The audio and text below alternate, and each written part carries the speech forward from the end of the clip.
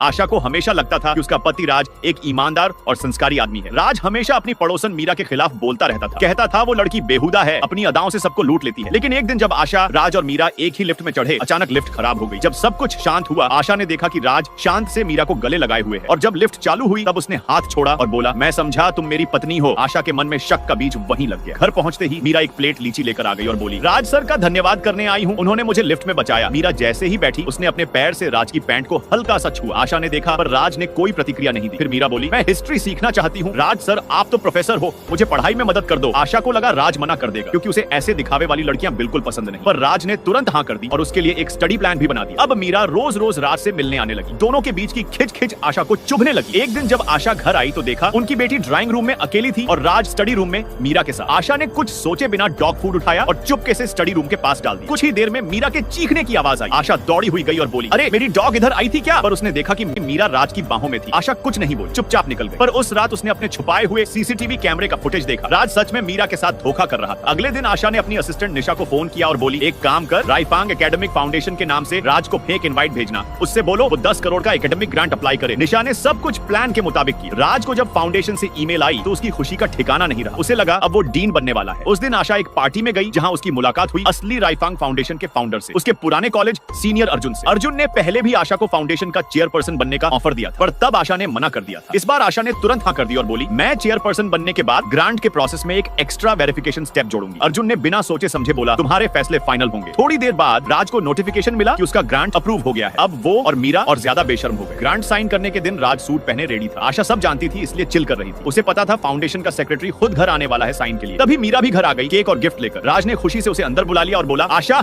मैं अब डीन बनने वाला हूँ। राज किचन गया और तरबूज काट कर लाया। पहले आशा को दिया। जब आशा ने मना किया तब मीरा को दिया, पर मीरा नखरे से बोली, मैं सिर्फ फ्रेश जूस पीती हूँ। राज तुरंत उसके लिए जूस बनाने चला गया। मीरा ने आशा को देखकर मुस्कुराया जैसे चुनौती दे रही हो। आशा ने इग्नोर कर दिया और अपनी असिस्टेंट को फोन करके बोली, सब रेडी रखना, सिग्नल मिलते ही एक्शन लेना। तभी मीरा ने आशा की बेटी को धक्का दे दिया और बोली, तुमने मेरी ड्रेस गंदी कर दी। राज ने बिना सोचे अपनी बेटी को डांट दिया और बोला, अपोलोज करो। आशा को गुस्सा आ गया। उसने तरबूज का जूस उठाया और मीरा के सिर पर उड़ा दिया। फिर राज को एक जोर का थप्पड़ मारा। राज चिल्लाया, तुम पागल हो गई हो क्या? आशा ने उसका हाथ पकड़ा और उसकी स्लीव ऊपर की जहां लिपस्टिक के निशान थे। राज ने बिना शर्म बोले दिया, हाँ मैं मीरा से प्यार करता हूँ और मैं जल्द ही डीन बनने वाला हूँ। थोड़ा रोमांस तो बनता है। तभी राज का फोन बजा। फाउंडेशन का सेक्रेटरी बोल रहा था। राज ने लाउड स्पीकर ऑन कर दिया। हाँ जी, साइन करने आ रहे हो? मैं रेडी हूँ। आशा चुपचाप मुस्कुरा रही थी। जब राज ने फोन रखा और आशा से कहा, तुम्हें अब डीन की पत्नी बनना है, थोड़ा बड़े लोगों जैसा सोचना सीखो। पर अगले ही पल डोरबेल बजी। फाउंडेशन के लोग आए और बोले, नमस्ते, हम राइफांग एकेडमिक फाउंडेशन से हैं। आशा मैडम, आपके साइन चाहिए कॉन्ट्रैक्ट फाइनल करने के लिए। राज का चेहरा सफेद पड़ गया। आशा ने उसकी आंखों में देखा और बोली, देखा राज, तुमने हिस्ट्री पढ़ाई है, अब अपनी हिस्ट्री लिखने का वक्त आ गया है।